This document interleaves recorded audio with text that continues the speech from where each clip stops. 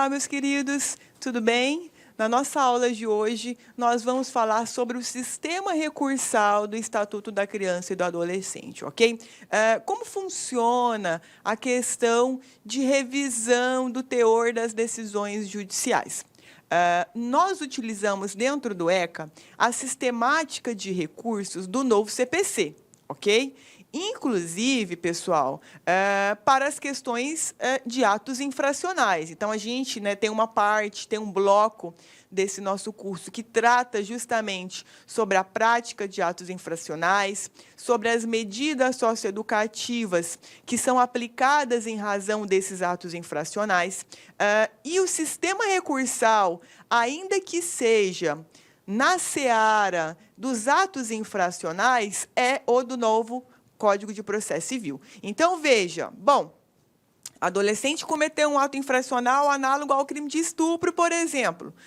Houve a aplicação de uma medida socioeducativa. Qual recurso cabível? Apelação. Então, a gente utiliza toda aquela sistemática de recursos do novo CPC. Então, detalhe, ato infracional, também aplicamos os recursos de natureza cível, lá do novo CPC. Questões de natureza cível que são decididas no Estatuto, no âmbito do ECA, claro que também nós vamos utilizar a sistemática do novo CPC, os recursos do novo CPC, agravo de instrumento, embargos, apelação. Perfeito? Agora, detalhe, o novo CPC, ele trouxe para nós uma regra de contagem em dias úteis, perfeito? E aí, quando o novo CPC ele entrou em vigor, a primeira discussão que se levantou justamente seria a de que se nós aplicaríamos também essa contagem em dias úteis nas questões que são tratadas no âmbito do Estatuto da Criança e do Adolescente, perfeito?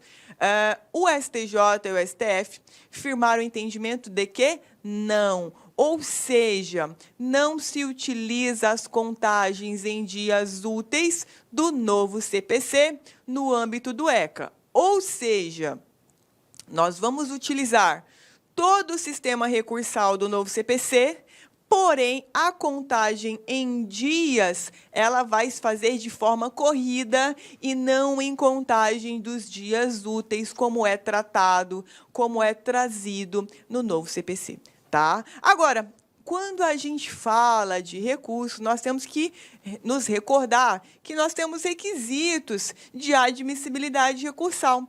E veja que também, com relação a esses requisitos, nós temos algumas adaptações com relação à sistemática que é utilizada no novo CPC. Ou seja, o ECA tem algumas adaptações, embora ele utilize os recursos do novo CPC com relação aos requisitos de admissibilidade, tá? O primeiro deles, gente, é a tempestividade.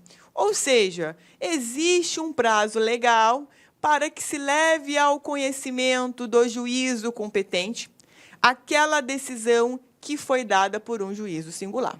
Perfeito? Aqui, nós temos uma diferenciação com relação ao novo CPC também. Por quê? O novo CPC, ele trabalha com a regra geral de 15 dias úteis para a maior parte dos seus recursos. Aqui no Estatuto da Criança e do Adolescente, nós seguimos uma outra sistemática. Nós temos um prazo de 10 dias para a interposição de todos os recursos, com exceção do embargo de declaração. Perfeito? Agora, embargos de declaração, embora sejam tratados e regulamentados no novo CPC como se recurso fosse, na verdade, ele não é um recurso, visto que o teor da decisão que vai ser embargada é analisada pelo próprio juiz que deu a decisão.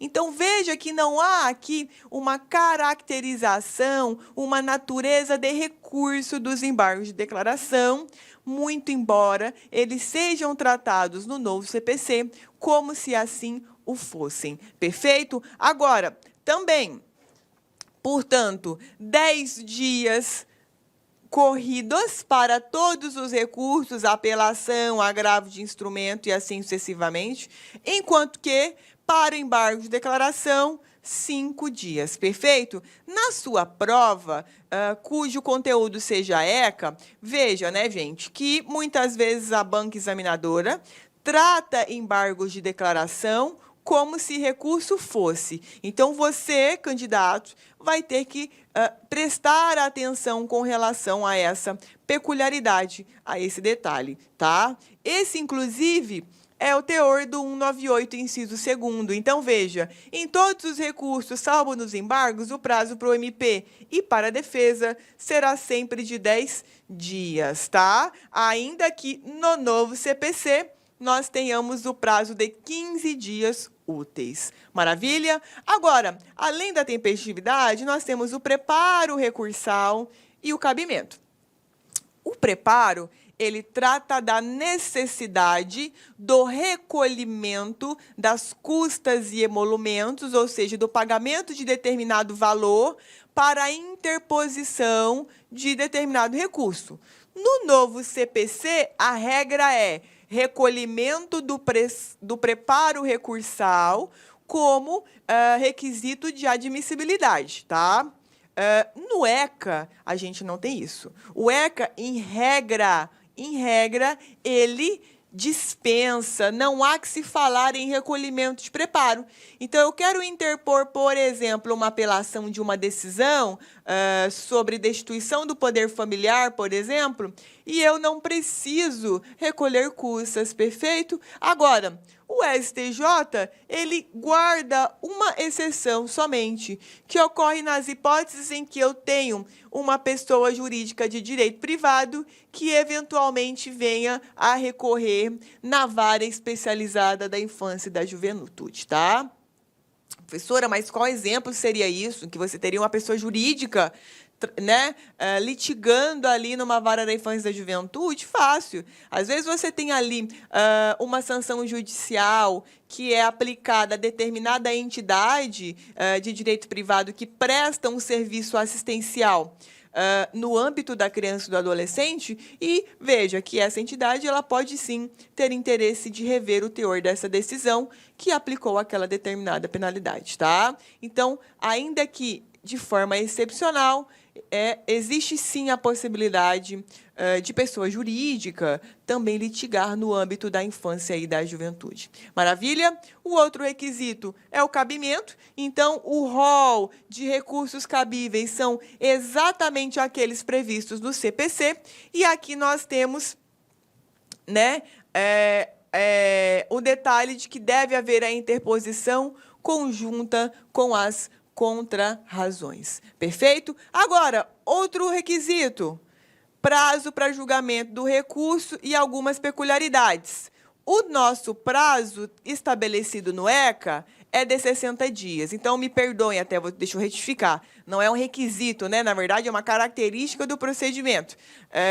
Em regra, o CDC trabalha com 60 dias. Contudo, perfeito? Na prática, esse prazo ele é meio extrapolado, tá, pessoal? Não existe nenhuma regra, nossa, se o meu recurso em 60 dias não for julgado, meu Deus, não, tá? Em razão do acúmulo de trabalho, em razão do baixo número de servidores, enfim, por todos aqueles motivos que vocês sabem melhor do que eu, esse prazo, na prática, tem sido muito superior a 60 dias, tá?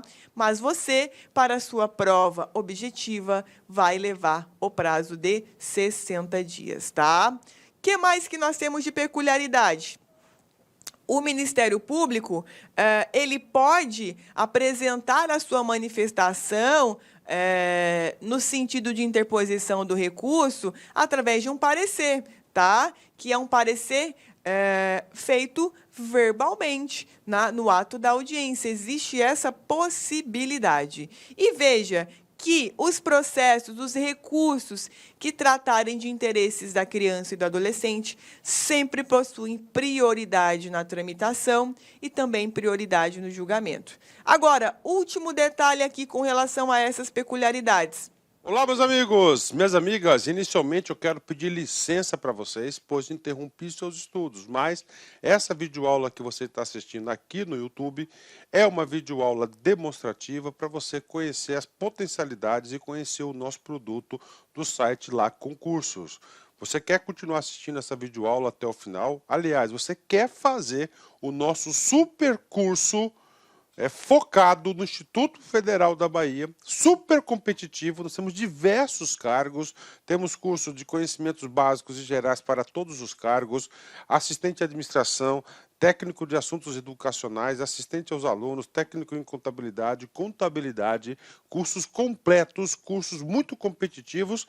É muito simples, é só você entrar em contato com uma das nossas atendentes aqui da Lá Concurso, que eu tenho certeza que você não vai se arrepender. Tá certo, meus amigos? Então espero vocês no site Lá Concursos. Um forte abraço, fique com Deus, tchau, tchau.